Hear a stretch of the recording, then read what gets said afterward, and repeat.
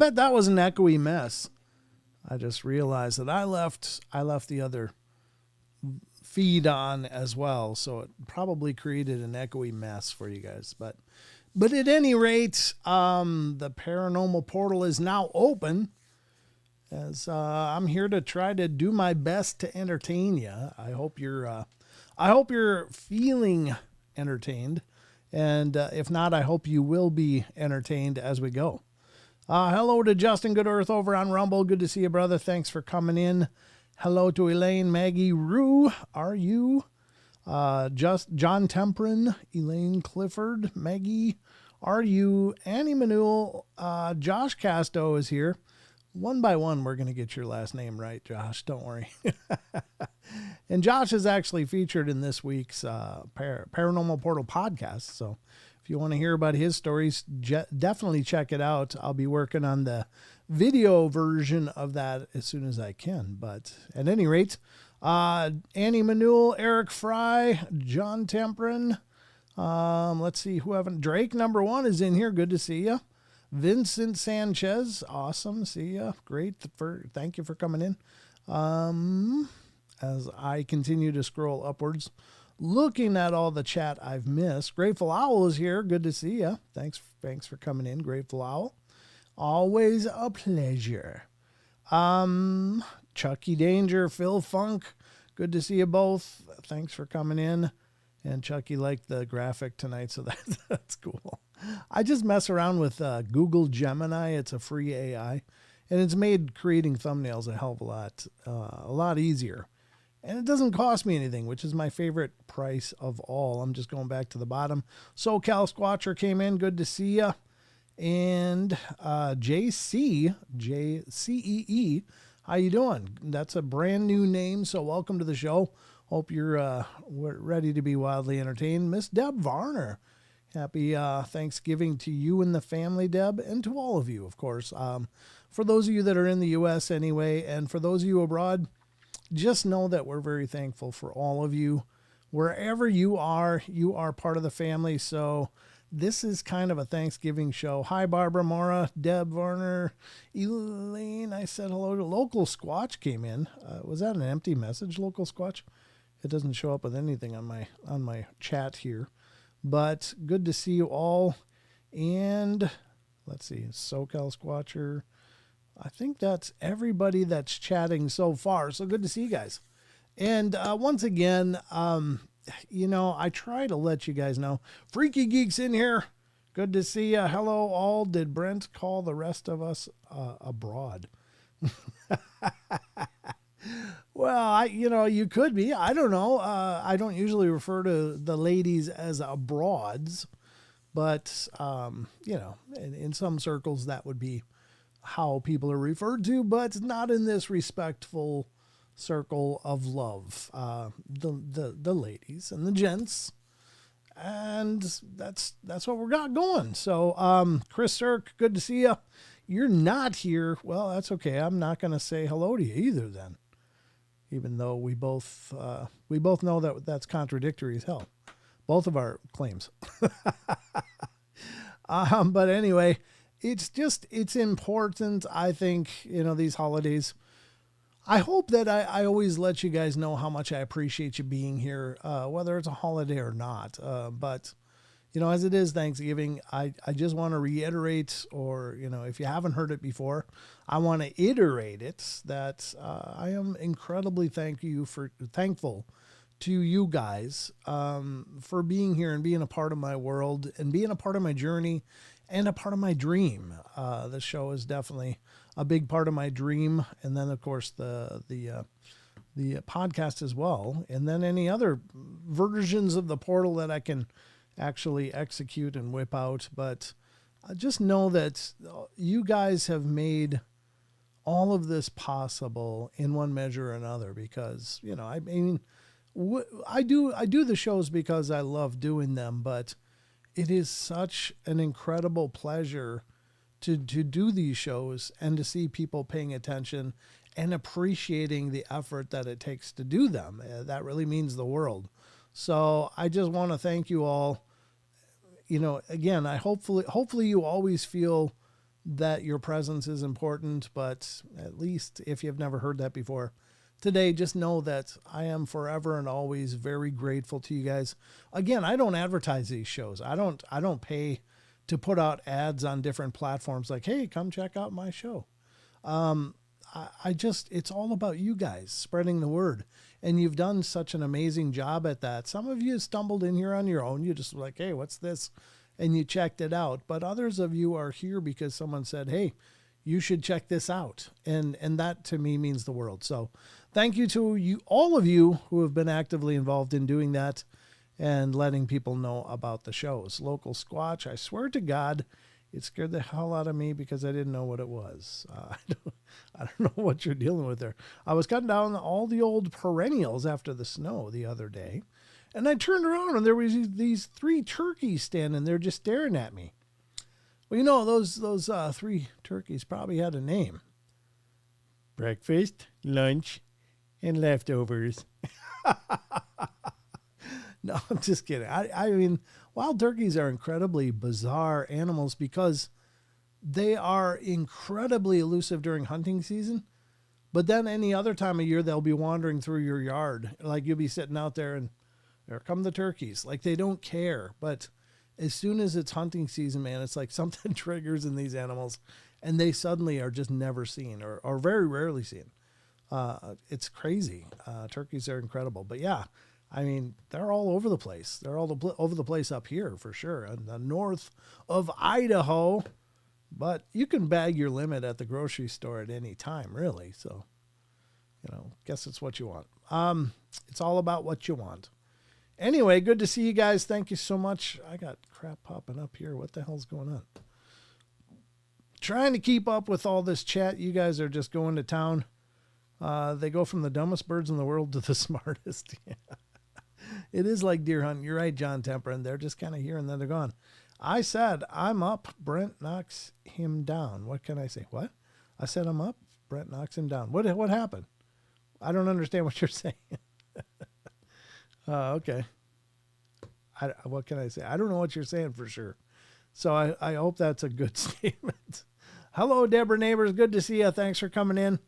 When was Canadian Thanksgiving? That's a great question. I know it's something other than now. Oh, T-Bone's rolling in, giving the gifts. And here they come. But thank you, T-Bone. God bless you. It's kind of neat, though, when people do that because I see these names that are out there listening, and I didn't even know you're out there. So hello, Sherry Dion Hernandez. Welcome to the show. Blue Cruise is out there lingering. I love it. Good to see you, Blue Cruise. Blue usually only comes in at the tail end and says, oh, hey, great show. And then I know he's here. Otherwise, I wouldn't have known. Amy Creel is here. Good to see you, Amy. And then Blondie Lady. Good to see you. Is that Blondie Lady? Yeah. I was making sure it wasn't an eye. My eyes. I should probably just wear my glasses. I don't really need them for reading, but sometimes some of the colors blend together. So, you know, it is what it is. But this is our essentially our Thanksgiving Day show, a day early, but it's because I plan on being fat and happy tomorrow and just not wanting to stress about putting a show together. No offense. I love you guys and I'd love to spend the holidays with you, but I'm only human. I'm only a human being by God. So I'm just falling so far behind on the chats here. I got to keep scrolling, but it's great to see those other names. Those of you who got memberships, thanks to T-Bone. Thank you. And I hope you find some value in that. If you do, please continue. If not, it was free. You didn't, you're out nothing. Brent, you should get some I should get some studio noisemakers like they used to have in the old radio shows where you can like have a creaking door when your guests come on and stuff. Yeah, that'd be a lot of work. I mean, I have an effects panel over here, like, and then this one you've heard, and then the applause and the laughter, and then the creepy sound, and then this one, the magic of entertainment, and then there's this one.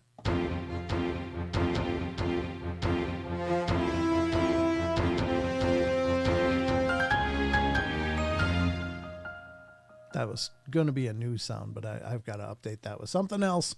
Probably crickets. Like when I do something I think is funny and nobody reacts, then I'll probably put a cricket sound on there. But anyway, it'll be Thanksgiving for me when the show is over at 1200 hours. Yeah. Or 100 hours. How does that work? 1200 is noon. But I know what you mean there. SoCal Squatcher coming in. Thank you so much. Appreciate it. Audio's in here. Annie's in here. Good to see you. Hi, Renee Cruz. Good to see you. And you should use that way more often. Well, I do actually use it pretty regularly. I'm using those pretty regularly. But yeah, I use them when they fit. I don't want this to be a shticky show all the time, like waka waka. You know. I mean, it's a fun show. I like to have fun, dude. I just unlocked a whole new aspect to your show that's going to get you like 1,000 new guests. Well, it's not new. I've been using these, sound effects forever. Even on other shows like Texas show and Rob's show, I'll nail them sometimes with my sound effects. So, be right back in a minute from vacationing Philippine Islands. Oh, very cool, Renee. Awesome.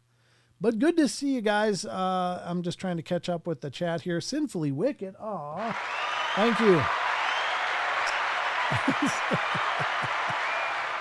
Local Squatch, it sounds like you want to be my producer here. This is great. You should just pull up a chair here and I'll give you a board to run. You need some synthesizer music in the background more often while you're talking. It will sound so good, dude. Yeah, it could be, or it could be just overkill and then I don't want it to be too repetitive. I've thought about that. And I have played back before I was worried about copyright issues. I did play like sometimes some Native American flute music in the background as I was doing the shows and had fun. I thought it was great, but I would have to continually be writing music to put in the background. And I don't want to just play the hell out of one track every show. That would get a little, redundant. Redundant deals with words, but you know what I mean. Repetitive maybe is a better word. Okay. All right. But great to see you guys. Phil Funk came in. Good to see you. You would do great in vaudeville. I don't think there's really a market for vaudeville anymore. Not anymore. I'm just raising you, bro. You need to use them way more often. Well, I'll try. When it fits, I do use them. And if I can do it in a quick enough fashion. So I'll try to use them a little more often. Thank you, Local Squatch. I appreciate it. But that's enough introductory welcoming and thanking. And it's time to get to the news because, by God, we all need to be newsed up a little bit. And I'm about to news you up. So without further delay, let's get to, ladies and gentlemen, the news.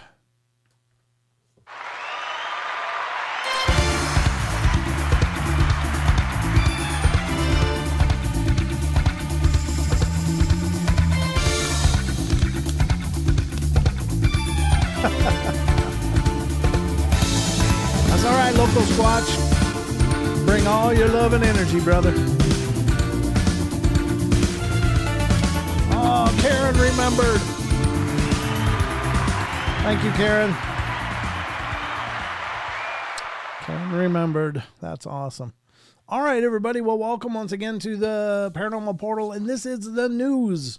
We're now at the news desk. Looks just like the other desk, but it's got a cool border. So it looks like I'm doing something a little different, even though I'm in the same chair. Don't encourage this behavior. How you doing, Wes? Good to see you, brother. Thanks for stopping in. You got to make me a new news intro. It's time to upgrade. Yeah, I need that. Yeah, Wes actually made the intro you just saw for the news, and you'll see it again at the end. So we're going to get into the news, folks, and see just what the hell's going on in the world around us because, well, maybe you didn't already know. And you might never find out if you watch certain news channels. I'm just saying.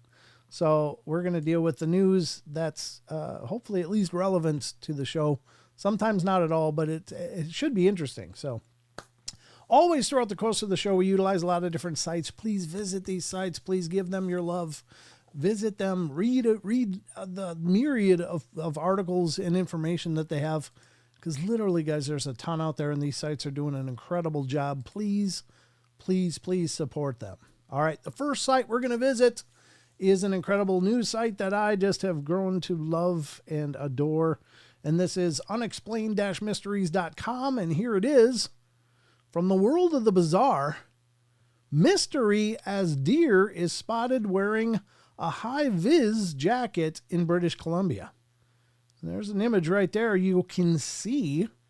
Yeah, it looks like it's wearing like a safety vest. I bet you that's somebody must have raised that. I mean, that's not like a deer just wandered around and went, ooh, that looks warmer, and threw on a vest.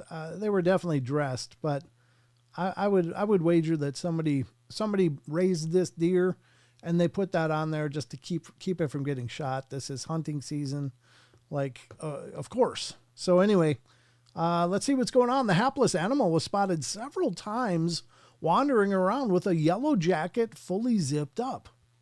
Deer being hit by cars remains an ongoing problem, especially on the remote roads of British Columbia, but it turns out there is at least one deer that won't have any difficulty being seen by drivers on the roads at night. The animal, which has become the subject of a peculiar mystery in the remote mountain community of McBride, which has been sighted wandering around while wearing a bright yellow high-visibility jacket. The deer was first spotted by local reporter Andrea Arnold, who had been driving in the area on Sunday when she noticed the animal and slowed down to take a closer look. I did more than a double take to make sure that what I was seeing was what I was seeing, she said. Yeah, that's actually sad, because you know what's going to happen. You heard about the squirrel, right? Yeah, you know that something like that's going to happen. How did it get on the deer, and who was responsible? It's magic. Before long, images of the deer had sparked some lively debate on social media, with some arguing that the jacket could actually help to keep the animal safe when crossing roads or getting shot. Come on. Or others concerned that it might become snagged on tree branches and prevent the deer from being able to move. Are you serious? Deer walk around with full antlers of prongs through the forest. I think it can handle a jacket snag. I mean, really. Now, this is obviously, it looks like a doe, but anyway. I mean, deer are not like these wimpy animals like, oh, the thread is stuck. What shall I do? They're just going to flip a move and tear it out. So far, authorities have been unable to track down the animal despite its bright clothing. It's astonishing to me that someone was able to get it on the deer without serious injury to either party. Sergeant Eamon, I guess that's Eamon, MacArthur of the BC Conservation Office Services told CTV News. I hope the jacket comes off either on its own or with the help from conservation officers before it becomes a problem for the deer. I don't think that's a problem. I mean, honestly, obviously somebody loves this animal and put it in there. And you'd have, I don't think you could hold a deer down to wrestle a jacket onto it. I just don't think that's possible, because they would beat the living hell out of you. So somebody put this on the animal, and the animal obviously went along with it. So I bet you it's semi-domesticated. At least it's tamed.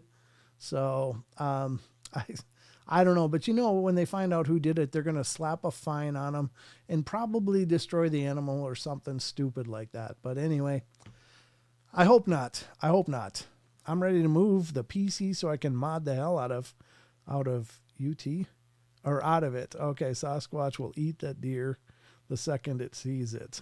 Jeez. Well, I don't know. Maybe it wouldn't, because it's like, there's people smell all over this. I don't know. Yeah, he's probably, I don't know. Yeah, there is that nature, like the albino animals. Nature abhors an albino. I mean, those animals do not live long.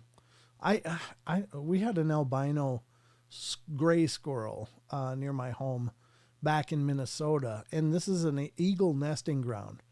And every day the eagles were trying to get that albino squirrel because it stuck out like a sore thumb. Like the gray squirrels kind of blend into the tree bark of the ash trees and the oak trees and stuff, so it's not easily visible. But this thing is like a computer cursor going along the dark brown or the dark gray of the branches. So it was, and they did finally get it. And it was like, oh, I kept rooting for that little squirrel. But you're right, there is that. But maybe the smell of mankind on it would actually push away a lot of those natural predators, because it's maybe carries a human-like scent, or at least a civilization scent. And that might make the other animals like, yeah, I don't trust this. I don't know. But anyway, there's the story, the first story of the night. And if you didn't know that before now, you're welcome. That's brought to you by the Paranormal Portal News, and there's more. So let's get to the next article from unexplained-mysteries.com. And this one is a weird one. I don't understand. I don't know what's going on. We read a story about this kind of recently, but I pulled this one up because it's brand new and maybe there's more to it. This is coming from the UFO files of unexplained-mysteries.com. And this is mystery drones keep buzzing U.S. Air Force bases in the UK. Mystery drones. Huh. All right, let's check it out. The unmanned aerial vehicles have been spotted multiple times over 3 bases in the last week. The mystery began back on November 20th when a number of unidentified drones were spotted over Royal Air Force Lakenheath and RAF Mildenhall in Suffolk, as well as over RAF Feltwell in Norfolk. A similar series of incursions was reported on November 22nd and then again on the 25th, and all 3 bases are leased by the U.S. Air Force. There has been no impact to residents or infrastructure, and they have not been identified as hostile, said a spokesperson for the U.S. Air Force's operations in Europe. However, they are still continuously being monitored to ensure the safety and security of the installations. It is unclear how many drones are involved or who is operating them and why they are doing it. According to reports, around 60 British troops and counter-drone specialists have been deployed to the bases in an effort to defend against future incursions. Pentagon spokesman Major General Patrick Ryder said earlier this week that it was too soon to draw conclusions on who might be responsible for the drones. Given their coordinated nature, however, it seems unlikely to be hobbyists. Yeah, because hobbyists couldn't possibly coordinate. That couldn't possibly happen. I mean, obviously, hobbyists, come on, they're just flying through hoops and stuff. They wouldn't coordinate. That's a pretty bold claim to say. I mean, for not knowing who it is and then drawing such a steep conclusion on who it probably is or isn't, I think that's incredibly premature. It could just be a group of teenagers with drones like, man, let's fly them over the base. You never know. But at any rate, I don't know. You think one EM pulse would just knock them out of the sky if they're indeed drones. What if they're not, though? What if there's something else? What if they are like something like orbs from UFOs or whatever? Well, I don't know. I'm speculating wildly here, but it seems a weird admission, because this is our military, and they're already saying, look, somebody's flying drones over us. It's like the old woman, nasty old woman next door who doesn't like people on her lawn. And it's like, this is the military. My God, you don't admit that people are flying unsanctioned aircraft over your base. Because if you can't keep your base safe, what the hell are you going to do for the rest of us? So I find it really peculiar that they'd be like making press releases about drones flying over the base and they don't know who it is. I mean, if it's a UFO, say it's a UFO, but there you go. Well, I don't know. Very strange. But anyway, that's the next story. I don't know what you guys think. But I think that that's a very peculiar admission to make as the United States military. The United States Air Force is it almost seems like they're admitting incompetence. And that to me just seems really surreal. So see, we're talking me pushing the EMP button. Are they aliens? I guess we'll never know. That attitude is why the military would never accept me. Yeah, that might be a mark against your application. Just, yeah. What's that? I don't know. Let's shoot it. That's true. All right, let's get to the next one because, wait, there's more. And by God, there is. The next one up is also from unexplained-mysteries.com. This one has to do with science and technology. This is like, I know that some AIs are being trained in the wild. They like release them and let them watch chats and even participate in chats. Like that's the way that some AIs have been, I don't know, trained or familiarized with talking like a human or understanding our natures or whatever.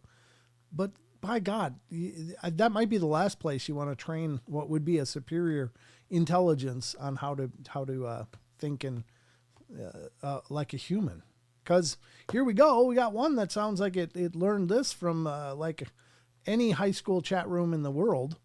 And here you go. This is from unexplained-mysteries.com.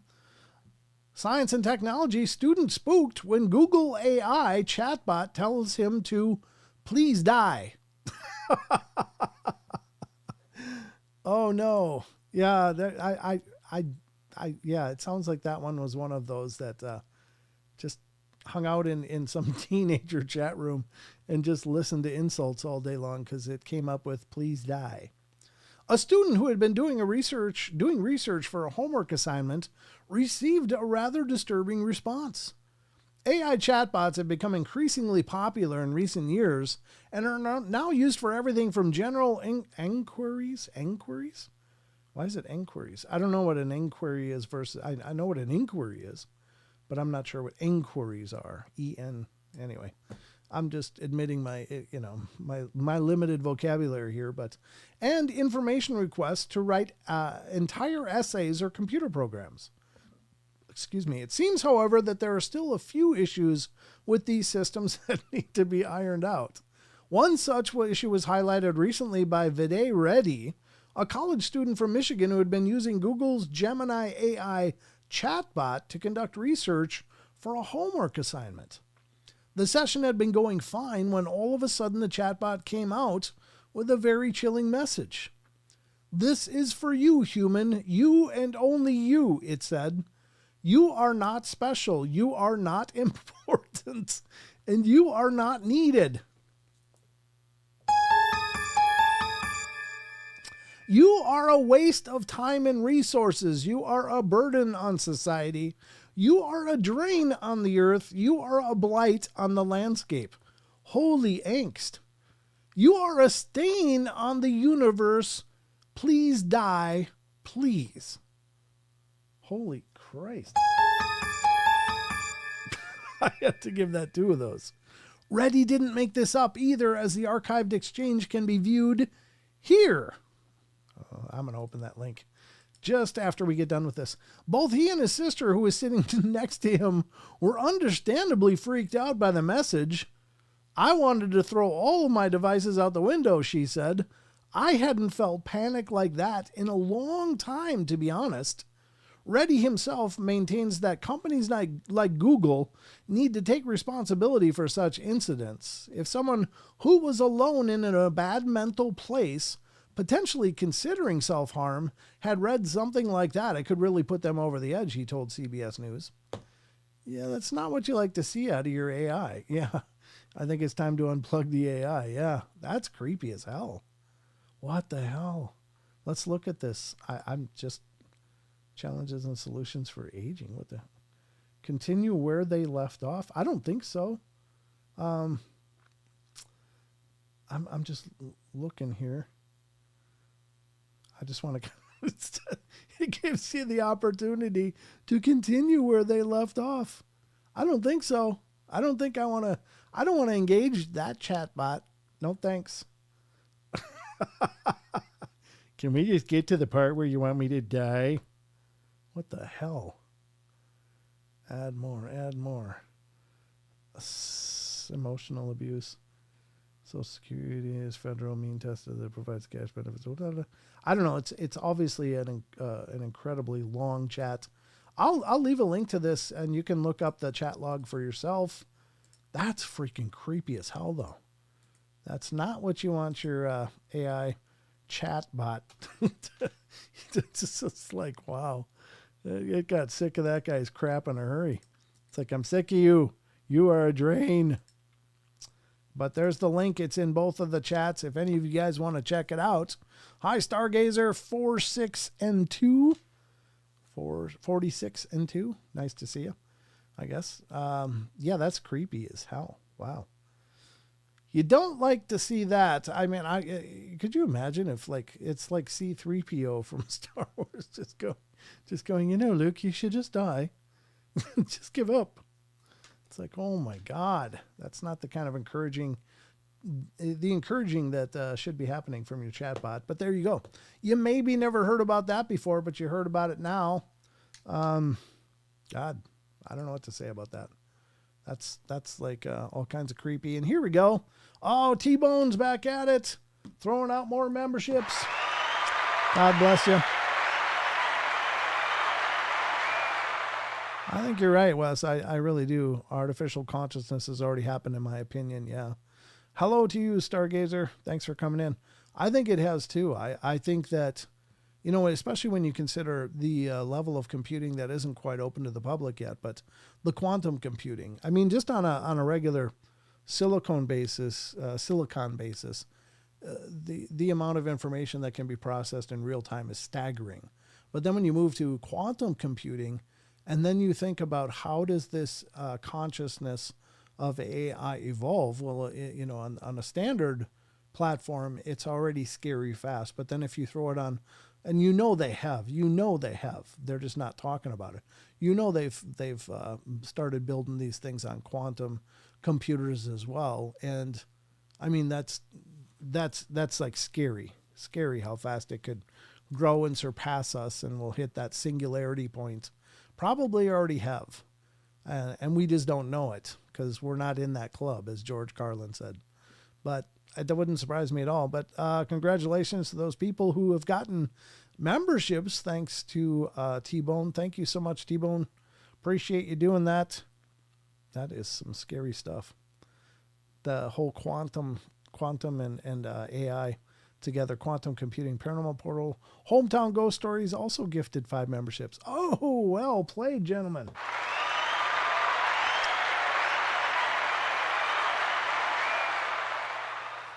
All right, Wes says that AI in the story isn't just a bot. It creates bots that we interact with, kind of like a goodly lambda. Yeah, a lambda? What's a lambda? I don't know what that is. Or lambda. I was right first. That's pretty cool. Yeah, it wouldn't surprise me. I don't know. Stupid.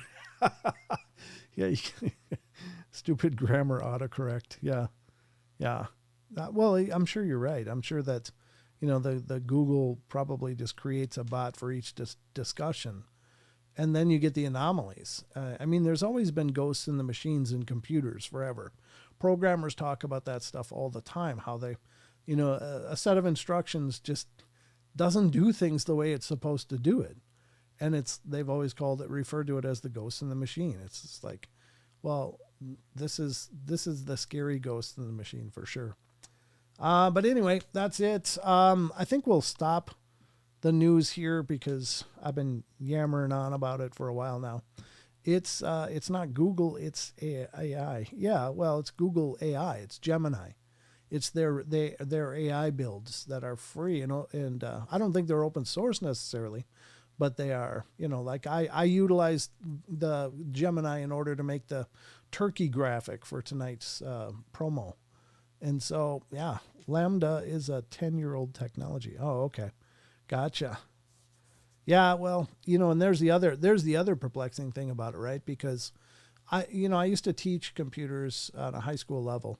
And they were always saying back then, look, what you've got access to now, the government and military already has, technology 30 to 50 years more advanced. And it's like, wow.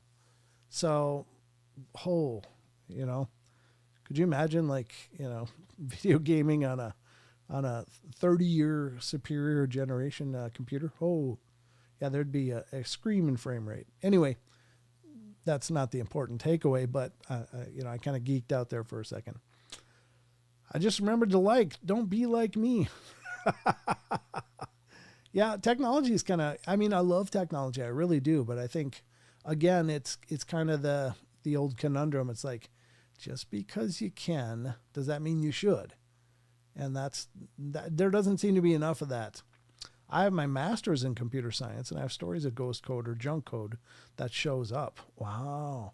I'd love to hear about that, actually, because I used to do web development in CSS and HTML, real entry-level languages, but I couldn't believe that even though I had the syntax correct and stuff, the things just would not line up, It wouldn't follow the rules for some reason.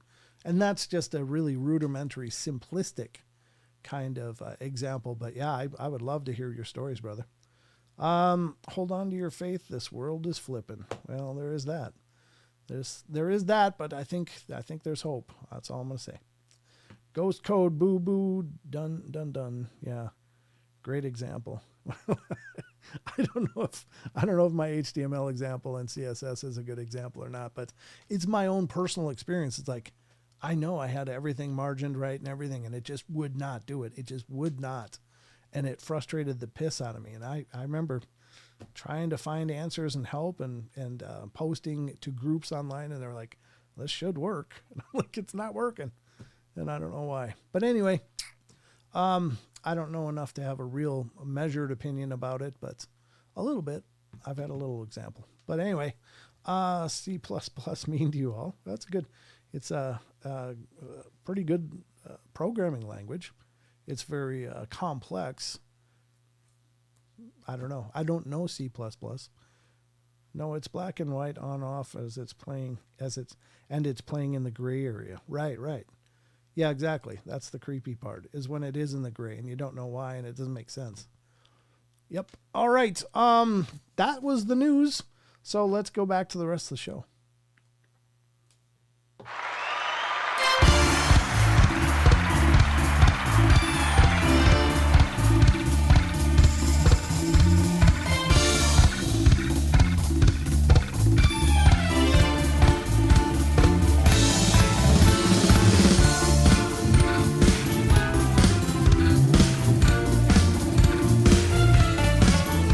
C++ is object-oriented. It's used in computer games a lot, computer gaming. Many hours writing in C++. Oh, cool. Well, there you go. I almost hit stop streaming. My God, I almost stroked out here. Oof. I almost killed the stream by accident. Yeah. There's a ghost in my machine. Hey, Dog Digger came in the Rumble. Good to see you. Thanks for being here. All right, so we've been kind of working our way through an article from Thought Catalog the last couple shows. Just doing a few of these, and they're a lot of fun. Some of them are really creepy. But these are 33 people revealed their terrifying encounters with the paranormal, and this is written in 2014. It's an older article, but the article is written by Hulk Leah Sim. I don't know. I'm going to show you guys this name, and I'm not really sure how to pronounce it or what to do with it. But this is the article from Thought Catalog. It's an incredible article. It's just a Reddit scrape, but there's still great takes that people have provided. But how do you say this name? Hulk? I mean, the capital's in the wrong place on two of these. So I don't know what to make of this, but it was written October 26, 2014. So I'm just putting it out there. I can't pronounce the author's name, but I want to give them credit. So here it is on screen right there, right here.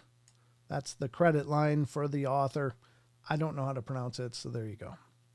All right, we're on number 11 now, so we're going to go down there and read about number 11, whatever that is. And here we are. Okay, so this is number 11. Again, these are Reddit submissions. If something happens to me and I'm unable to clear my search history, please tell someone it was a ghost in the machine. Yeah,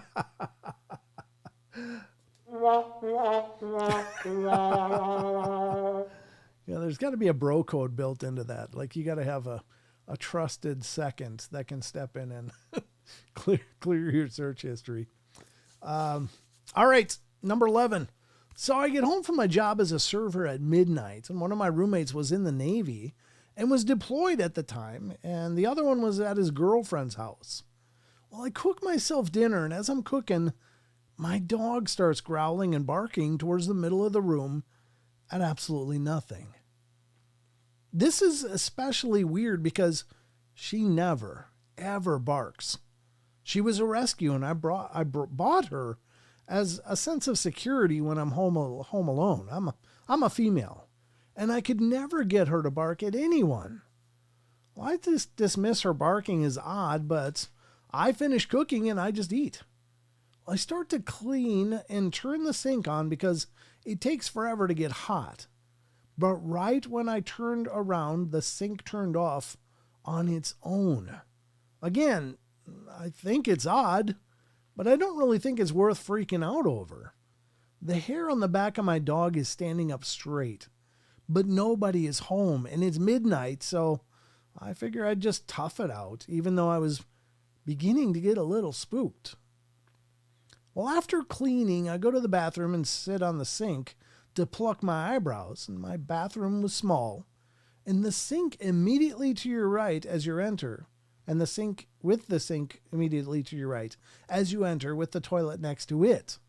Bathtub is on the end and toilet paper dispenser directly across from the toilet, which is a good location for toilet tissue, I'm just going to say.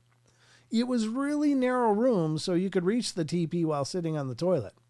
So the way I was sitting, the toilet paper dispenser was behind me. But after 2 or 3 minutes, I hear a weird noise behind me. So I turned around, and I kid you not, the whole roll of toilet paper was unraveling as fast as hell. Like someone was pulling it. Well, I noped the hell out of that bathroom. The door was closed, and it had no windows, so it couldn't have been a breeze. I put a leash on my dog and ran out of that apartment faster than Usain Bolt. By the time this happened, it was already around 2 a.m. None of my friends were awake, so I spent the night sitting outside of the door to my apartments. And when I went back in the next morning, the whole roll of toilet paper was on the ground, and the roll was probably 3/4 full. I'm talking about a good 5 to 10 meters of toilet paper. I'm betting it was more than 10 meters if it was 3/4 of a roll. After that day, I never had an odd experience quite like that one ever again. But one of my roommates did mention that a few times he'd come home and find every door and cabinet in the place open, when he'd specifically remembered closing them and leaving them that way when he left. And this is when I was on vacation, out of state, and our other roommate was still deployed. And that, I can't read that name.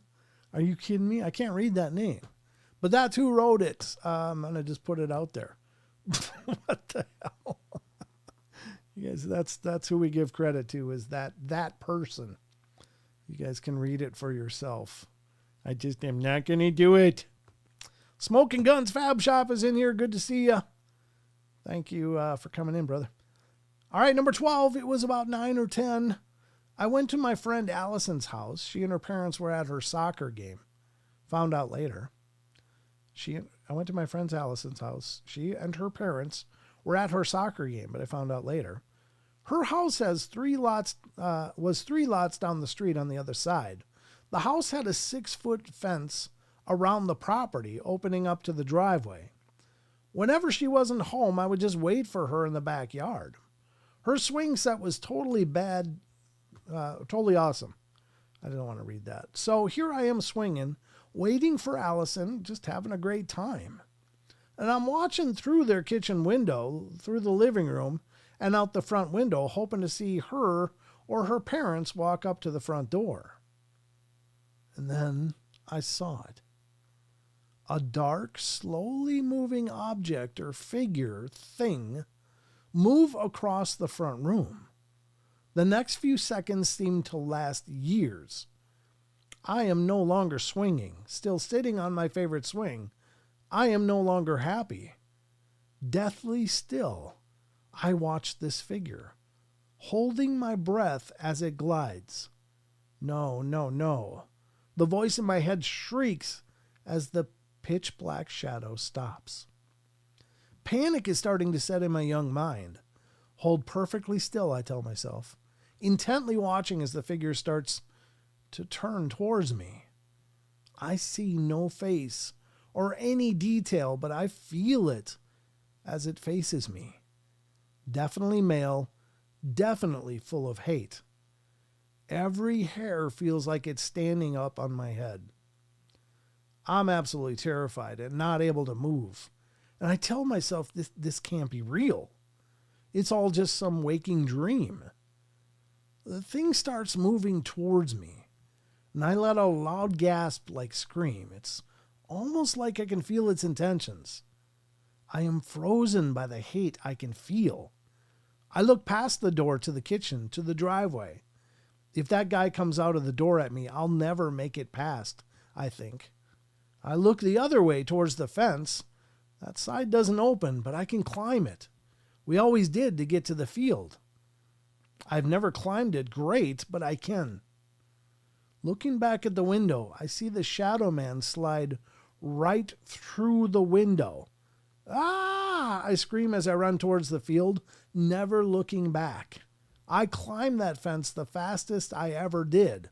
Falling off the top of the fence, I land on my back, jump up and run as fast as I ever have in my life back to my house. Upon entering my house, I run straight to my room and enter my closet. And this is where I sat for the next 4 hours until my parents convinced me to come out and eat. To this day, I still get chills when I recall that stuff. Heebie-jeebies. And that's by X Fubarific X. Okay. Well, there you go. Yikes. All right, here's one from, here's one, number 13, I guess. I was going to say it's from the Philippines, but I don't think it is. I'm just kind of pre-reading a little bit here. Okay. It's kind of a creepy story, but let's get into it. When I was around 6 or 7 years old, my uncle, who had just visited from the Philippines, showed us a doll that sang the Itsy Bitsy Spider. When you pressed a button on her hand, and he brought it with the intention that one of my girl cousins might want it, but in all honesty, we all thought the doll was just creepy, especially since it sang the song in a slow and ominous manner. Well, not knowing what to do with it, we took out the batteries and threw it in the back of the box, or back in the box that my uncle had put it in. Well, right after we left the room, all we heard was a muffled, "The itsy bitsy spider climbed up the water spout. Down came the rain and washed the spider out." The doll was still singing, without any freaking batteries. No one was in the room at the time, which means no one could have replaced the batteries nor pressed the button on her hand. And yeah, I'm now aware that residual charge is most likely the culprit, but nevertheless, I still want to give a big FU to the capacitors for traumatizing me as a kid. That was by the Dusk Dragon. Yeah, that's the one thing. You know, just because you pull batteries doesn't mean you're killing the circuit. The capacitors will hold the charge for quite a while. And so if something goes off right after you pull batteries, it can still just be a charged circuit that somehow, when they put it in the box, maybe it depressed the hand trigger or whatever. So you can't dismiss that kind of stuff. And I like that story just because not everything is paranormal. Some things are just normal. But even though it seems really surprising that, you know, all those circumstances were met to make it go off, it is still possible. You can't dismiss that stuff. So I like that story just because it does actually engage in some critical thinking. My mom bought us one of those. We had a bet on how many M80s it would take to send it to the dump. Apparently one does the job. Best gift a mom could ever buy her 3 boys. Who the hell let you play with M80s? How many M80s does it take to lose a hand? I'm thinking one as well. Yikes, that's terrifying. I got to admit, though, we were throwing M80s as kids, too. And it was like, now as an adult, I think back, like, what the hell? What were our parents thinking? Why would they let us do that? Because I can't tell you how many just blackjack firecrackers. You light them, and it's like they got the God fuse on them. It's like instant. As soon as flame touches it, it's like, spoom. And it was horrible. I mean, my hand was throbbing for hours. So thank God I wasn't chucking M80s. But usually M80s have like cannon fuse on them, so it's not like just the wound paper with black powder in it, like the firecrackers. But my God, yeah, we used to have bottle rocket wars. We used to have BB gun wars. Hell, me and my best friend, as you know, in like the 13, 14-year-old range, we actually had darts, and we would do dart wars, chasing each other, throwing the metal tip darts at each other. You have to, like, you get hit with them and you got to pull them out and stuff. God, we were stupid. We were so dumb. I'm so surprised that we weren't like eliminated by natural selections. We had the sticks that fired rockets and we shot at each other. The Roman candles, right? The ones that shoot the several balls out. Yeah, Roman candles. We did those too. Yeah, we were a bunch of idiots as well. That's the 70s were just freaking crazy. I'm surprised we got any bump in population numbers back then. It was just, we were not built to last. But, well, I guess we were built to last because all that stupidity didn't kill us. You know, nowadays people get their feelings hurt and they crawl into a ball. I'm just saying. We were cut from a different kind of metal back then. M80 was a slow Sunday. Yeah, they would never like, the cannon fuse was pretty solid. Like you had time to get away, thank God. But then you got to think of the things we blew up with them. Like shrapnel could have been hitting us, and somehow we all survived. Anyway, funny story. All right, this is number 14. This was several years ago when I was a total deadbeat, and I lived with my then girlfriend's parents. Well, they had a tri-level house with a basement that contained our living space and my girlfriend and my girlfriend and one bedroom. Or and my bedroom, sorry.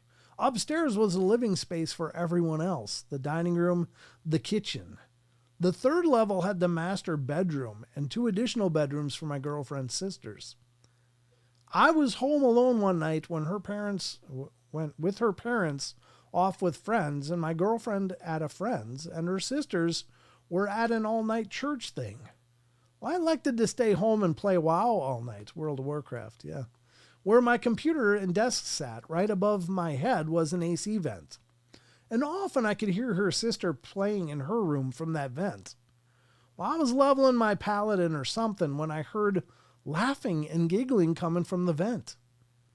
Well, nobody was supposed to be home, so my heart picked up and I glanced at the clock on my computer, and it read 1:36 a.m. I remember this all very distinctly. Well, I went to go investigate and headed upstairs. The way the landing sits is at the top of those stairs, and you can turn left and either go upstairs or go into the kitchen. And I climbed the second set of stairs and opened the first door on the left, which was her young sister's room, which is directly above the basement. Inside, I used to use the light of my phone to illuminate as best as I could, and I saw a small figure in what I assumed was a small girl wrapped in a white sheet in the center of the room. I gotta read this because it's just so funny. It says, "Cue pants shitting." This figure, this young girl, stops playing with the dolls and slowly looks at me. It let out the most ear-shattering scream you can imagine. My skin crawls just thinking about it, and my chest tightens just remembering it. I wish I could tell you what transpired, but I remember waking up at the bottom of the landing right next to the door of the kitchen. I stumbled into the kitchen to get a drink of water and contemplate what the hell just happened. I glanced at the clock on the microwave, and the clock read 4:46 a.m. We never found the sheet the next day, but the dolls the figure was playing with were sitting in the middle of the room, away from the toy chest, which they were inside of that afternoon when she cleaned her room, which is across the room. That was by Omnis89. Wow. That is really creepy. Hey, Jaron, good to see you. Supernatural Station popping in. Good to see you, brother. Yeah, that's a creepy story. Just the fact that he heard the giggling, went up there and saw this figure in the room. Again. And then it turned its head and gave that horrible scream. And I don't think he means it was just a little girl terror scream. I think he means it was a horrible scream, like something that shouldn't have come from a little girl body. So I don't think that was a little girl. I'm gonna go on record here and say that was something else. That's creepy as hell. Eesh. Yeah, that's not good. All right. What time is it? Got to check 8:05 because I do have to use the loo. So I think we'll read this one, and then I'm going to take a little break and use the loo, and then I'll be back and we'll dive into the cryptids. So this number 15, scariest thing to happen to me, involves an urban legend in my hometown, and this happened around 6 years ago. Again, this is written in 2014, so bear that in mind. It wasn't 6 years ago from today. It was a lot more. To sum it up, it's about a woman who unalived herself from a poinciana tree after being taken advantage of by Japanese fishermen after discovering that she was pregnant. You can read about it here. Well, that sounds like a whole bunch of terrible story. It's so sad. Thus, she is called the poinciana woman. Poinciana, I don't know how to pronounce that for sure. Anyway, she's said to be situated around the army base that we have here. I guess this is happening in Japan. So late one night, my eldest sister, brother, and their partners decided to go to the army tunnels, break in, and have a sesh. I don't know, a session. I don't know what the hell their sesh means. They didn't stay for very long because once they were in, they said that they heard footsteps and ran out and left thinking it was a security guard. Well, they arrived home at about 11 p.m. and went to sleep.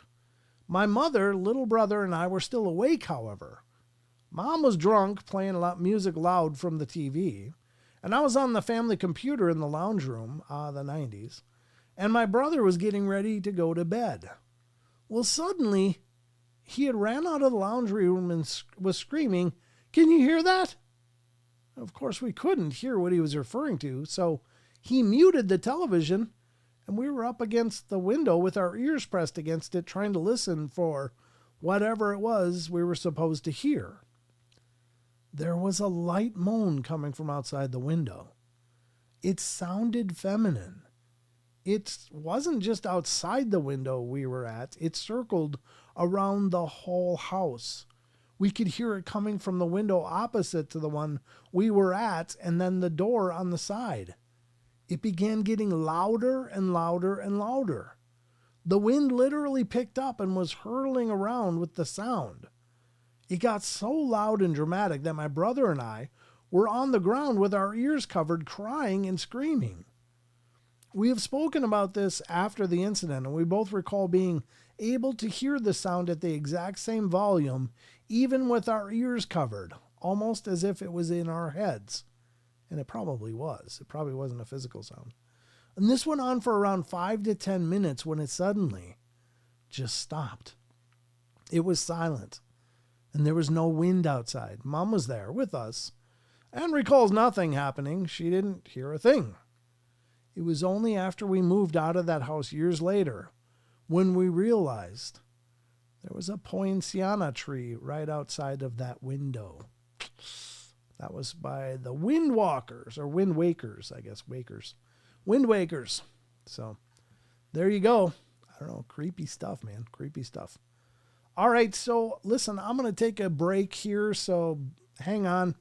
I'll be right back. Too much water. I ended up flooding myself, so I'm going to go take care of business. I'll be right back. Do not go away. I literally will be back in about 3 minutes. So just relax and enjoy the musical musings of of me. I'm trying to think of which one to play. Maybe this one, since we're heading into the cryptids. All right, we'll be right back. Don't go away.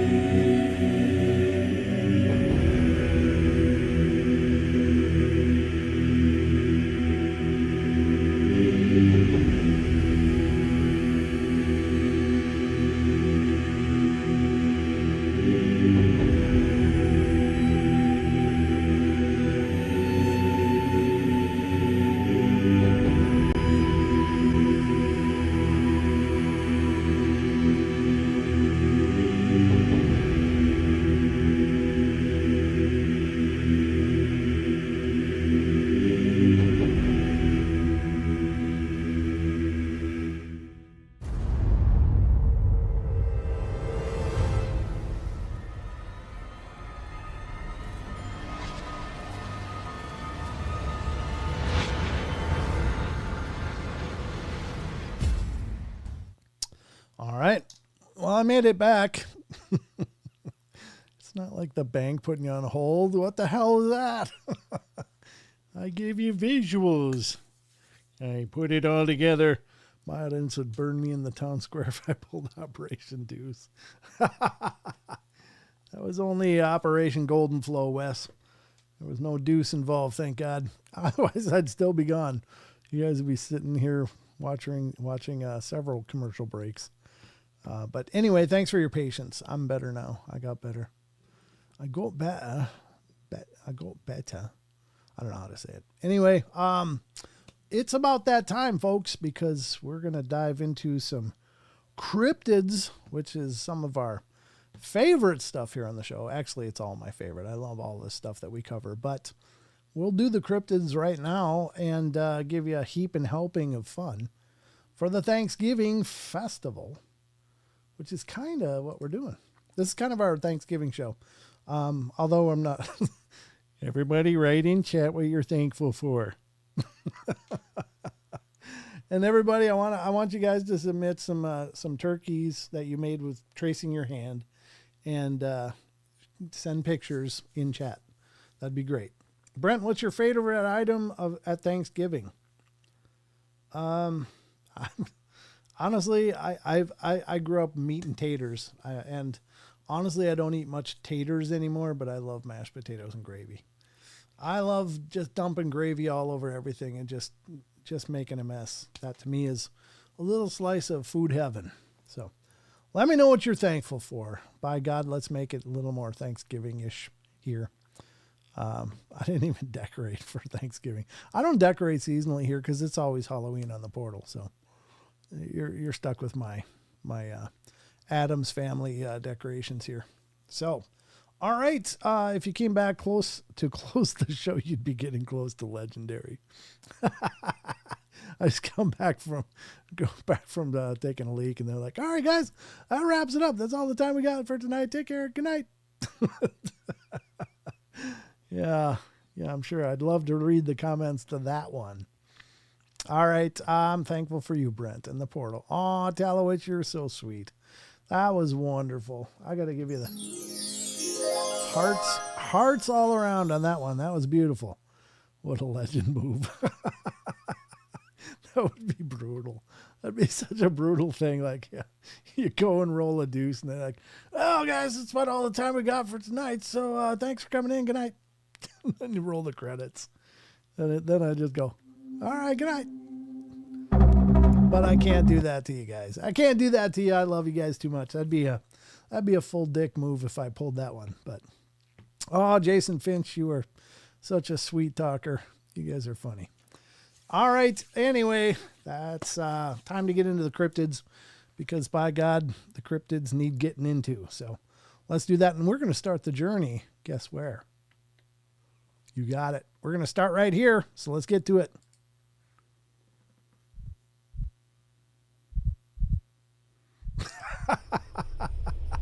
You'd still be laughing. Oh my God. The hate mail. I think your audience would find it hilarious though, Brett. Yeah, maybe, but it would still be a dick move on my part. I just can't do that to you guys. I'm thankful for you. I'm not like, screw you guys. I'm going to lay on the couch and lick gravy from my bowl. Wes is a menace. Yeah. Oh, well, I'm glad you're sitting, Karen. Thanks for sitting and turning on the portal. I don't think I got any Dogman stories tonight. Sorry, Grateful Owl. Sorry. But, yeah, I don't know if is that just code that you typed in and I'm just seeing the words played out? I'm not sure. But anyway, Paranormal Portal Cryptid Corner. Yeah. Well, good job, Jason. You showed up at the right time. It's time for the Cryptid Corner. So we're going to start the journey right here on Sasquatch Chronicles blog. Obviously, the man, the legend himself is here. But if you haven't checked out the blog, you're missing a big part of what Wes does. So please check out the blog. And if you got a hankering for an extra Sasquatch Chronicles episode every week, then you should become a member. It's about the best value in all paranormal entertainment, honestly. So look into it, but definitely support Wes's site. He works hard on keeping this current and awesome. So I'm not just saying that because he's here either. I say that when he's not here. This isn't me just sucking up. You guys know I say this stuff more than just now. Please back me up on that if you would. I'm not just trying to suck up to Wes, honest. All right. Yeah, Wes, I listen on the road. There you go, John. Well played, sir.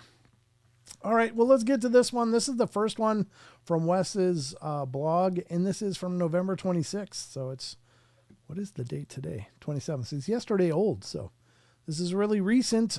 This is called Strange Lights in the Wood. Now, is it cryptid? Well, I don't know, but there's certainly a relationship with orbs and Sasquatch to some degree. I don't pretend to know what that is, but it is very peculiar that there's a lot of overlap in some of these phenomena to each other.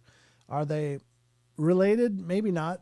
Maybe, but it is curious. So you be the judge. But anyway, this is Strange Lights in the Woods. A listener writes, I grew up in Maryland, Baltimore County, 80s kid. Between 85 and 87, I was driving in a car with a friend on Summerhill Drive in Phoenix, Maryland, and heading down the hill towards Merriman Mill.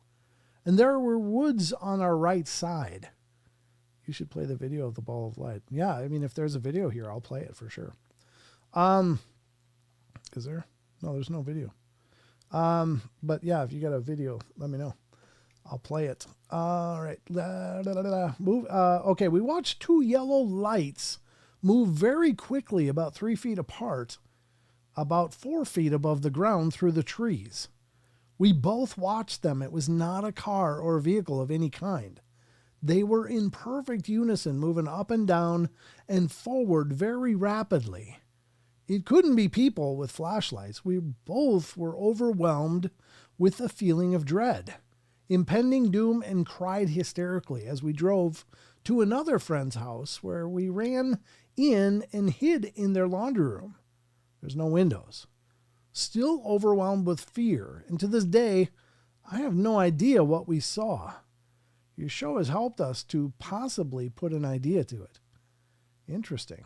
And that's what Jeff K said too. Interesting. I agree, Jeff K, whoever you are. That is interesting. So,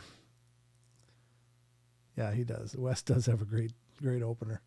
He's got the best one out there. Often copied, never duplicated. That's true. Do I work here? Well, you can if you want. I could use the help, believe me. I don't pay real well, but I'd appreciate the hell out of it. Yeah, if you send me it, I will do my best. I will play it if you send it. But I don't know. So that's the first one. Orbs in the woods. I don't know. I think it's a fascinating phenomenon. I don't know. Again, are they cryptid related? Are they independent of cryptids? Just another intelligence moving through the woods? I don't know. It's, again, I don't pretend to have the answers. This is one of the great unknowns for me, the whole orb phenomena, but I find it absolutely fascinating. I'm sure it's a very real thing. It's not a phenomenon I've witnessed personally, but I have no doubt that there are these orbs of light. I've seen orbs in my home, in two of the homes I've lived in, but they were only about the size of a 50-cent piece. They were very small. And a lot of people cite these orbs. They're like softball size, cantaloupe sized. Some are even bigger. And I don't know, whatever they are, they're definitely out there. So this is a very real sighting for people. All right, let's go to the next one. This one is from November 25th, 2 days old. Oh, this is the video. I got it right here, Wes. I got it right here. You don't need to send it. It's right here. Video of orb on my property. So I got it. You don't need to send it, brother. It's right here on the next one. I didn't look ahead. I just, listener writes, and then I open them up for reading on the show. I had no idea what it was. All right, November 25th, video of orb on my property. A listener writes, "Hi, Wes. I hope all is well. I've emailed you about having Bigfoot activity on my property in New Hampshire. And since the time my wife and I own the property for the past 3 years or so, have had 2 sightings and localizations. I wonder if he means vocalizations and things in that nature. I did have 3 other times when I've seen orbs, but unfortunately I've not been able to video it, but finally I was able to catch one on video. So I'd like to share that with you. So here we go. Brent, did you see the video of the Manchester airport today? No, I didn't, T-Bone. But it's something I will definitely look into. If it's quick or you have a link, you can just email it to paranormalportalradio@gmail.com. And if there's time, I'll put it up on the show, if there's something to show. All right, so here's the video of the orb on my property. This is the video the man, or the people recorded. I don't know if it's a man or woman, but let's check this out. Here it goes.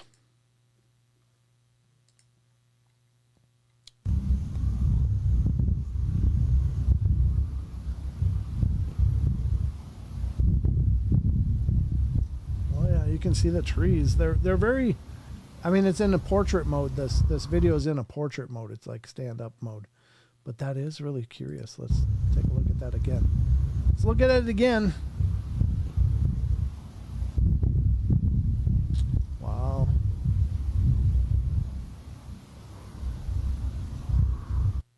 I wish we had a daytime shot so we could see at least what that would look like during the day versus what that orb is going through at night. But it's clearly going behind trees as it's moving.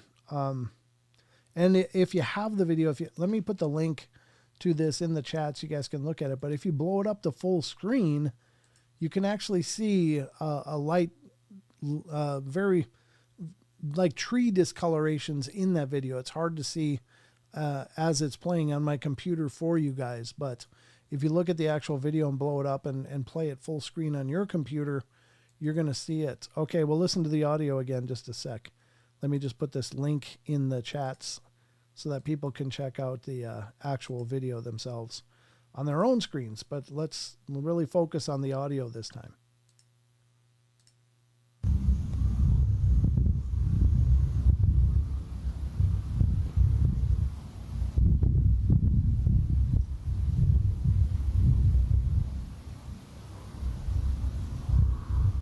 Oh, it almost has like a mechanical hum to it, doesn't it?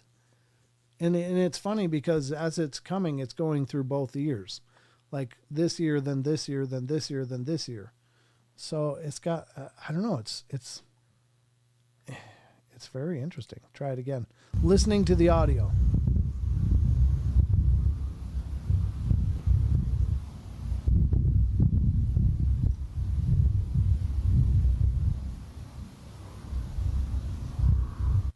Yeah, at the end it kind of goes, so it's like going, but it's more rumbly than that. But then at the end it goes to a higher pitch, like that, and then it cuts. So that's really interesting. Yeah, the audio on that is very peculiar. It'd be interesting to see if that's what the person heard in real time, or is that only captured on the recording? Yeah, it does sound mechanical. Yeah. Yep. It's definitely moving, but it does. It kind of, it's playing stereo and independently in each ear, like back and forth, which is really peculiar because this isn't like, I mean, it's not like right next to them. It's still in the distance, but what were they seeing? Yeah, that's crazy. I don't know what to make of that. The hum. Yeah, it's definitely a hum. Very, very interesting. I don't know. Again, what are these things? And I don't know. I would love to have the answers, but that's kind of the ongoing mystery, folks. All right, I think I got one more from Sasquatch Chronicles blog here, and this is from November 25th. So that's why it's nice when you're here, Wes. You can say, "Oh yeah, check out this though. Check out this." That's, I mean, you just got a lot more out of that for the audience than I did. So thank you for the tips and things to look for. This is November 25th. And it says it sounded like a man. A listener writes, I've been meaning to send you this in for quite a while, but wasn't sure if it was much of anything. I just can't quite wrap my head around what it was that we heard. Excuse me. At Thanksgiving in 2019, my now husband and I traveled to Anza Borrego Desert State Park, for a weekend out of the city. I remember it being exceptionally cold when we left Los Angeles, and which stuck with me, as I haven't seen it get into the 30s before or after this. It's only about a 3-hour journey out there, but with all the stops on the way, I just moved to LA. We took most of the day just getting there.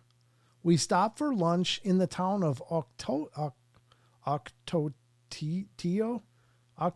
Wells, I guess, or Ocotillo Wells, however you pronounce that, before heading to our Airbnb, which is a decent-sized ranch-style house on a large piece of land. Well, as we arrived, I received a message from the Airbnb host telling me that the heating had given up and the lights in half the house wouldn't turn on. Okay, well, that's weird, but we're a young couple just trying to spend some time together, so who cares about some lights? We had a wood-burning fireplace and plenty of booze, and we're going to be just fine.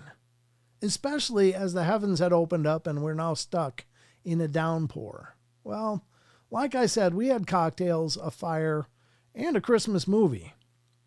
What we didn't have was any battery power on our phones, but with the downpour and the dark, we just weren't going to venture out to the car to grab the chargers.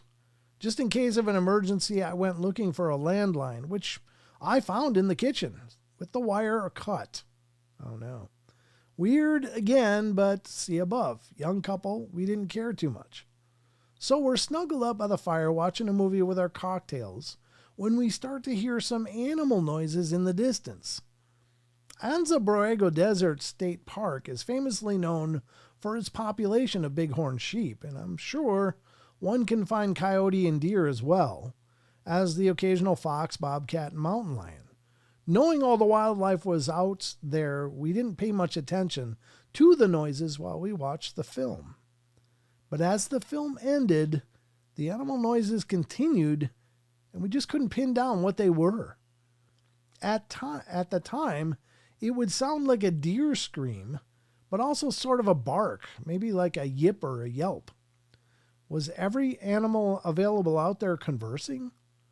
Well, then it started to sound like a bird, and it sounded close. I tried looking through the sliding glass doors to the backyard, but that was fruitless. If you don't know, Anza Borrego is an international dark sky community, meaning there are literally no lights, no street lights, no porch lights, nothing. It is darker than dark out there. My husband got up to go to the bathroom, and I grew more curious over the noise, so I opened the back door and stepped outside into the pitch black backyard. Yeah, that's how horror movies work. That's just such a bad idea. Have you not seen any horror movies? Because that's exactly how things go backwards. I could hear the bird noises, and it sounded close. Well, my husband sticks his head out the door and asks what I'm doing and tells me I should probably come inside, but I'm just too curious. This bird is kind of hooing like an owl, but I say it sounds like a bird. I don't know what kind of bird. It sounds like a big bird. Is it on the roof? Well, at this point, the owl-like hoo literally sounds like it's coming right above my head, and the hoo got deeper and then sounded very off. I said out loud, well, that sounded like a man. At which point, my husband literally grabs the back of my shirt and pulled me inside with a deep, firm, but kind of quiet, "Get inside now." Now I have never heard a bird sound like a person. It went from hoo like an owl to hoo, and a bit off, and then hoo, like a man said it, kind of trying to sound like a bird. My husband was spooked. I never seen his eyes get so big or his skin turn so white. And my husband is not Caucasian.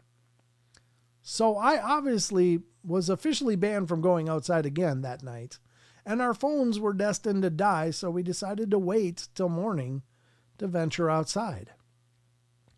Outside, we took a look around. The ground was like really compacted, grit and kind of sandy, see desert. So we didn't see too much, and my husband thinks he could make out a footprint, but I'm just not so sure. The property was surrounded by a tall wall with nothing between us and the wide open desert, so if something was poking its head up above the wall, one, we would never have seen it due to the dark sky community bit, and two, if they wanted to get away quickly, there's nothing that could stop them. But to be honest, the sound came from kind of above and to the right of me, which was the rooftop area available for stargazing, and I don't recall hearing anything on the roof, but I'm telling you, that's where that sound was. Well, anyway, I don't know what to make of all this.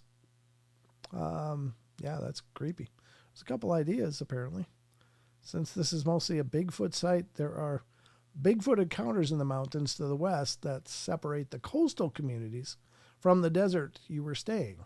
And one could certainly come around in the night. Yeah. Well, again, with Bigfoots, there's no one place where they are. They could be anywhere, because they can just do fine anywhere. They do just fine in deserts versus swamp versus, grassy plains versus forest versus, mountains or anything in between. They just seem to be just perfectly adaptable to anything this world can throw at it. So, I don't know. That's creepy, though. Wow. Wow. Ravens can make many different sounds. They can, but they're not usually out at night. Ravens and crows are pretty much daytime animals. I don't think they go out at night. I could be wrong. I'm not a biologist, but I don't think they do. But creepy story. How are we doing for time here? 8:35. I think we're going to move over to Phantoms and Monsters now. Mr. Lon Strickler's site. And this one deals with, again, Lon has a wonderful site. You should check it out. Support what he's doing. He has a lot of things going on. His published works are listed there. His research efforts with researchers around the nation, as well as information about his own podcast, which is Phantoms and Monsters Radio.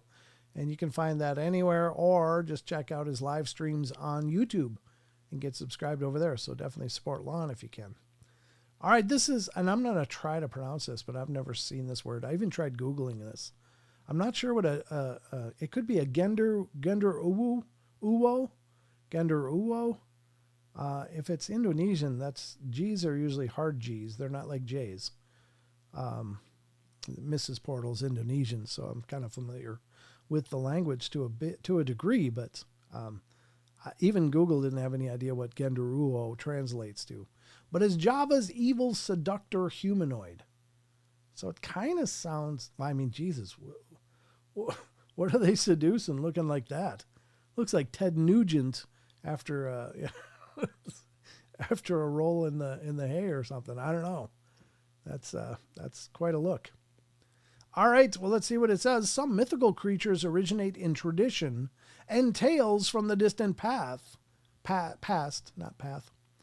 However, each culture is associated with a multitude of interesting and odd creatures. Many of these beings are humanoids. One of these legendary beings or humanoids is the Genderuwo, or Genderuwo, sorry. Genderuwa, from the Java language, Genderuwo, is a Javanese myth about a type of jinn or spirit that can be manifest into human-like apes, big and stout with reddish-black color.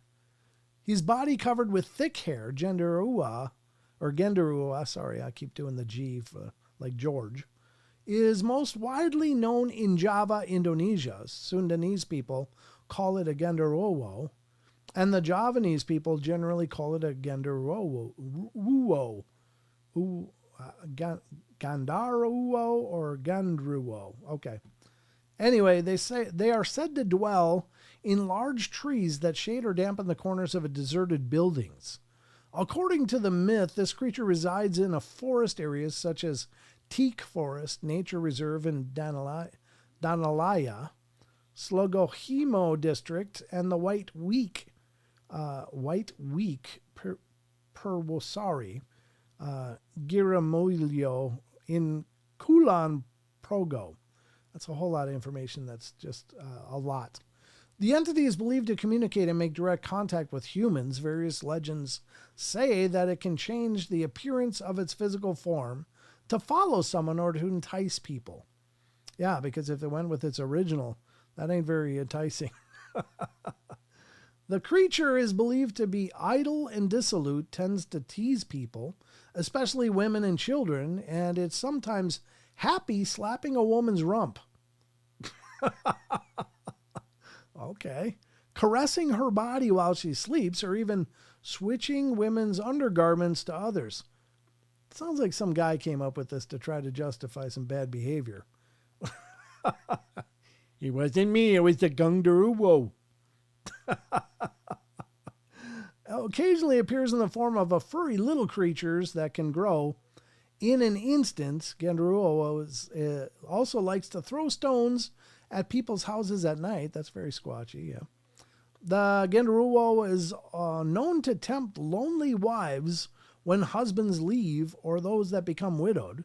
Sometimes Genderuwo has intimate relationships with these women to impregnate them and produce more Genderuwo.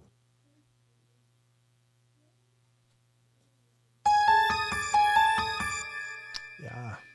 According to the legend, the Genderuwo has a very strong ability to attract women. Genderuo's game is said to be unusual, and women feel often satisfied and extend extraordinary favors. All right. God. Genderuos have a very strong libido and possess seduction skills far superior to men. I don't even know what that means, honestly. I don't know. How do they run game? I just don't understand. There is a legend that states Genderuo can enter and remain happy in the womb of a woman if an intimate relationship forms between the woman and the Genderuo, and that the desire never wanes until one finally dies, which is usually the women. At that point, the Genderuo moves on to his next conquest. Sounds like most frat houses. There is a little woman can do to deter the advances of this creature. The Genderuo myth has been widely used for many modern entertainment media forms, mainly in horror films in Indonesia and Malaysia, where Javanese communities still practice the beliefs and culture of Java. An Indonesian man who seems to possess an unusual knack for seducing women of all ages is seen as a Genderuo and considered to be touched by evil and capable of committing horrible acts.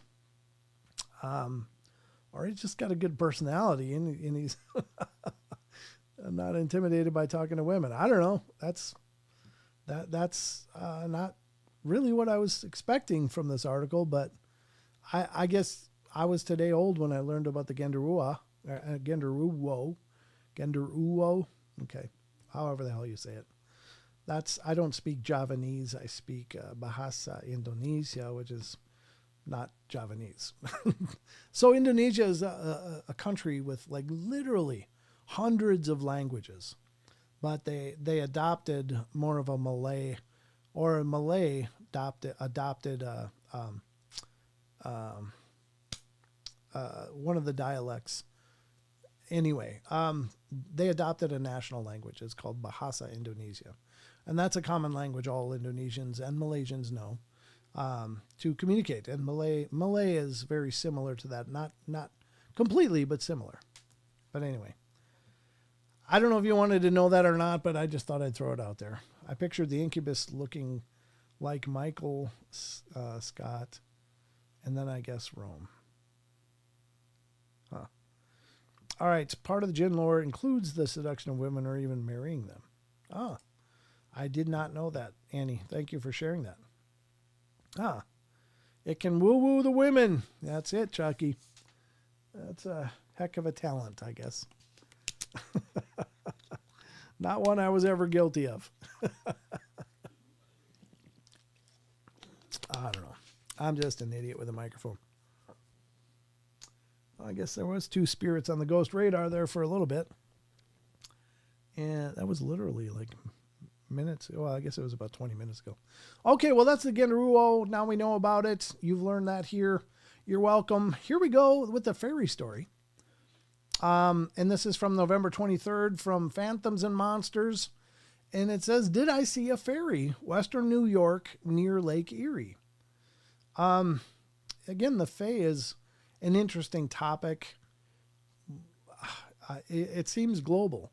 It doesn't, obviously when we think of fairies, we think of old Europe, old England, old UK. It's just more regional. But when you start drilling into it, there's lots of different descriptions or different names for these kind of beings all over the world. I was going to say all over the country, but all over the world. So I don't think it's necessarily I think it's a global thing. So let's check it out. The creature's wings were about 3 inches across. The wings were transparent and rounded at the ends. The body was strangely human-like in shape with dangling legs.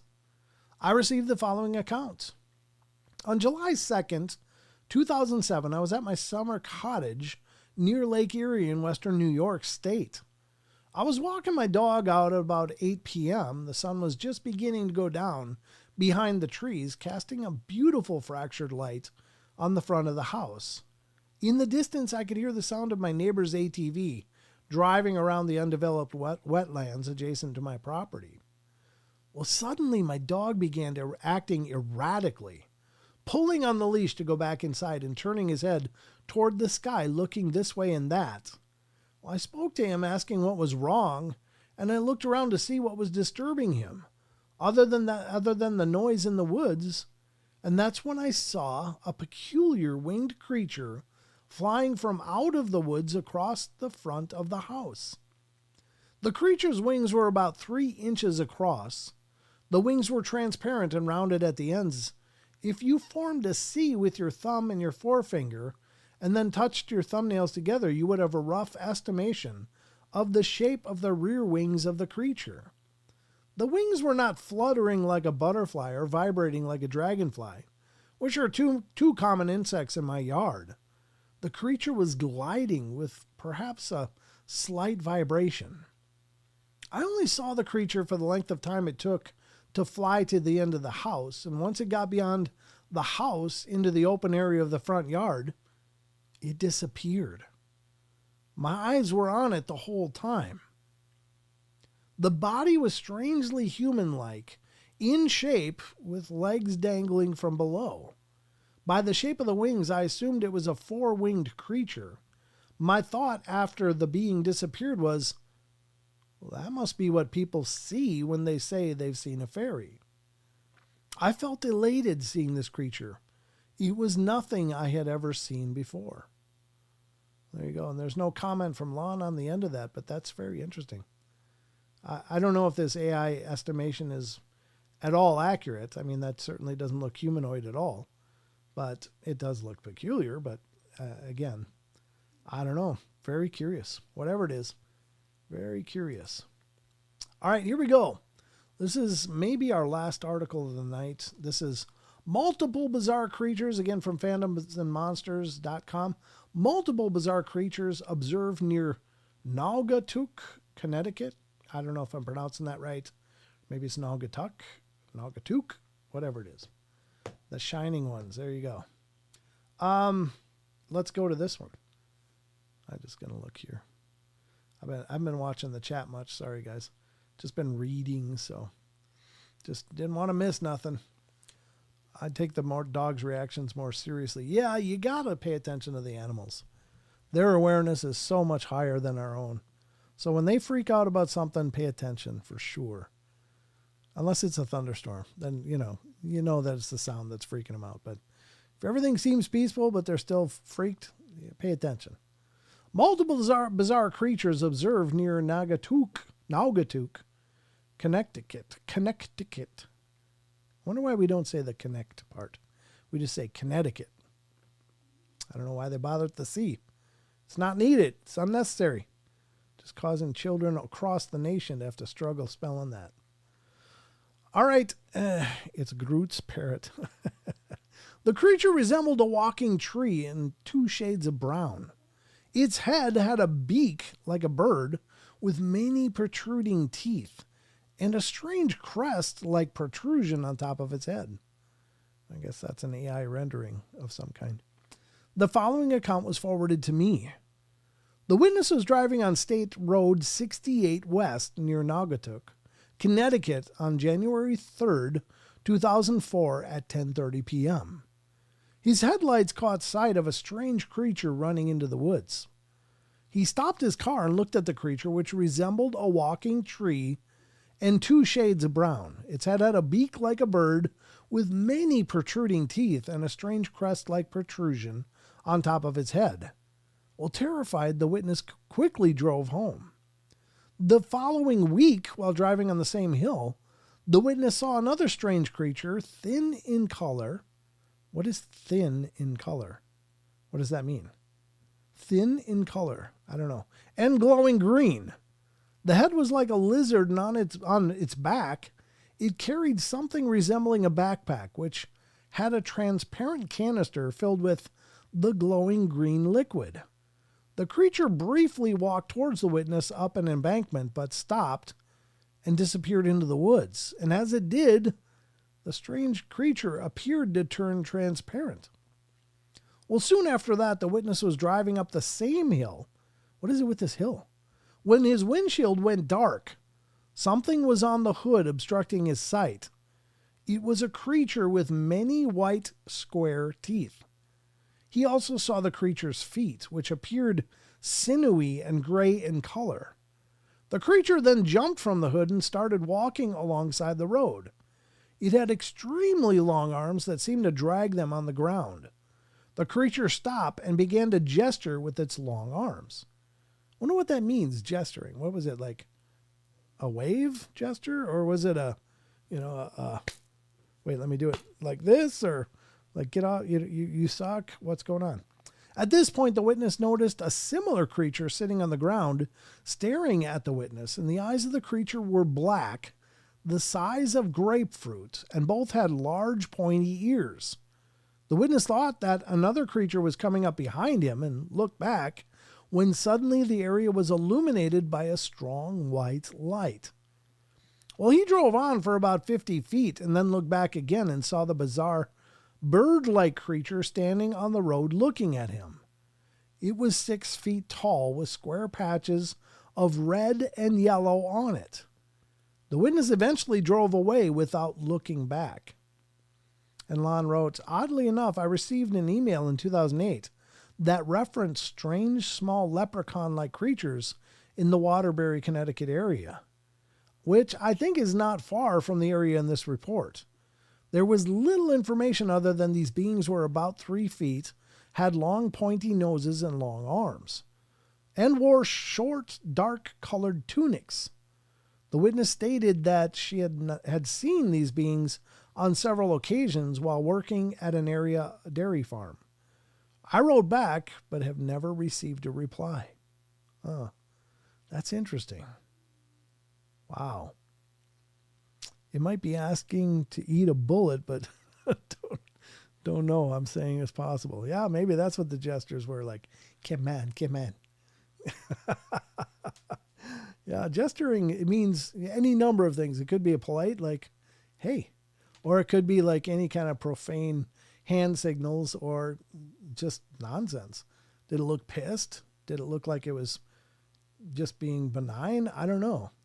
There's a lot missing from the details there, but very, very cool.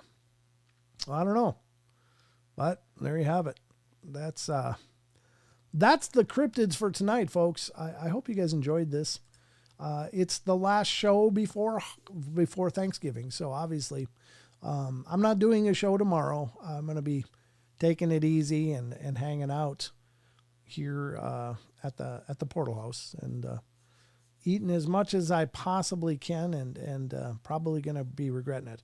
Hey, Bill Simone, good to see you. I'd like to thank everyone who's listened to my interview with Brent. The Portal Group is a fantastic group of individuals. Happy holidays to everyone and their families. And to you, Bill, thanks again for coming on the show. Brent, what say me about what? Wes, you're 100% Sasquatch exist? Oh, what say me? Yeah, I'm definitely on board that they're out there. I don't necessarily know what they are, but I'm convinced they're out there. People are seeing something. But good question. But anyway, happy Thanksgiving to you all. And that's, again, doing these shows is a marvelous part of my life. And it's one that is rewarding in so many different ways. But most of all, that I'm doing something that you guys want to be a part of. To me, that's just the greatest compliment I could ask for. I don't know what I'm doing most of the time, but I'm having fun doing it and having you guys here with me and being on the journey with me, sharing your thoughts, giving me feedback, participating in the many ways that you guys do. It's about the most amazing feeling that I could ask for. Again, is the show a huge thing? No, but it's my world and you guys are a part of it. So thank you so much for being here and being a part of my journey, man. You guys are amazing. Hey, Roman, good to see you. That's some kind of nature elemental. Yeah, could be. Brent, you're a good guy. You got lots of good knowledge. We definitely appreciate the friendship. Yeah, well, likewise. You and Roman are wonderful and have been dear friends for a long time. Wes, of course, I wouldn't be doing all of this without you, brother. You've been an incredible inspiration and a mentor in many ways and just a good friend. So Thank you for that. And thank all of you guys for being here. And again, for letting more people know about the shows. Again, I don't advertise this. This is just me doing the shows, and any growth we have is either accidental. People stumble into it. They might see a link and decide to check it out, or they've been told by some of you guys to come check it out. So for the latter, thank you guys so much. That really means the world to me. I do have a vision for what this is. A great world with you, Brent. Thank you, T-Bone. I'm absolutely honored, guys. You guys are amazing. And, maybe I should say it more. Hopefully I say it enough that you guys have heard it before. But again, thank you for being a part of my world. Thanks for, being a part of every show and for making the conversation so incredibly interesting and fun. You guys are amazing, and I sincerely love you guys, and I do consider you guys part of my family, if that makes sense. Now, obviously, I don't know what most of you look like, or we've never met, but just personality-wise, I feel we got this profound connection. Chucky, thank you to all of our mods and admins on all the channels. You guys are amazing, keeping things going, making things work well. And don't forget to like and subscribe. Yeah, I'm wearing Merkel's merch tonight. Did you notice that, Wes? I had your merch on. It's in the laundry now, but I had the shirt you gave me on the other night. But yeah, I'm sporting the lichens tonight from Tony Merkel. Thanks again, Brother Brent Thomas. You're an amazing, awesome, fantastic, and appreciated. Thank you, Jason. That means the world to me. And happy Thanksgiving from Canada. Thank you, T-Bone. I'm sorry I didn't wish you guys in Canada happy Thanksgiving when it was your Thanksgiving, but we're still thankful for you guys. Just so you know. But that's going to wrap up the journey tonight. I don't know what else. I got nothing else. So just remember, have a wonderful and safe Thanksgiving if you're, of course, celebrating tomorrow. I hope that it's a warm and amazing holiday close to loved ones. And you definitely got to spoil yourself tomorrow. It's the law. If you don't, there could be consequences. Thank you to those of you on Rumble. Thanks to any of you over on Twitch. I appreciate you being a part of the journey as well. Justin Goodearth over on Rumble, Barbara Mora, Dog Diggers over there. And I think it's just those three. I haven't seen any other names pop up, but you guys are amazing. And we got to keep the Rumble thing growing. Got to get the Rumble rumbling. It keeps growing a little bit, getting new followers every day over there. But, the more the merrier. Spread the word on the Rumble. Paranormal Portal, great show as always. Thank you, Phil. Thank you, Vince. And I just wish you all the best. Have a safe and wonderful holiday. And I'll be back on Friday night. I think Sheldon will be here, but I might be wrong. But anyway, make sure to follow on social media, on Facebook at least if you can. I don't know if you can. I don't have many friend slots left. I'm about at 5,000, but you can certainly follow me over on Facebook, and that'll keep you appraised of any announcements or anything that comes up. Again, remember, December 7th, I'm going to be going out and doing a investigation at a haunted bar. So I'll try to stream it if it's possible with if I get enough signal, I will try to stream it. But if not, just know that I'll be recording everything that I can, and it'll go on my to-do list of videos that I still have to finish. So far, I got one done. This is a great show, Brent. Thanks, Roman, brother. Happy Thanksgiving to you and the babies and the missus. And I hope you guys are great. I noticed the image on Rumble is more clear. Is it really? That's cool. Maybe it's because of the amount of traffic. I don't know. I think you're right though. I think there is a higher resolution on Rumble than there is on YouTube. But maybe as it grows, they'll have to tone that down a little bit. But anyway, it's a great platform. I've enjoyed being over there.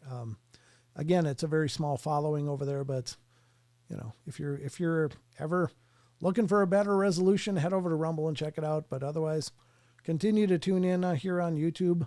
I'm going to work on getting the Facebook streaming figured out. It's such a cumbersome process to add that to my multi-streaming platform every every show I got to go get a specific code and go through these weird hoops. So I'm hoping YouTube or Facebook has streamlined that a little bit, because it's truly a pain in the ass. But anyway, that's all I got for you guys. Love you all. Be good, be kind, be nice. Take care of each other. Help each other out. Find the magic in every day, and remember to laugh as much as you can. Until Friday night, guys, happy Thanksgiving to those of you that are celebrating, and to all of you around the world. I'm thankful for you all. So that's all I got for you. You guys take care, and I'll see you Friday. Until then, be good.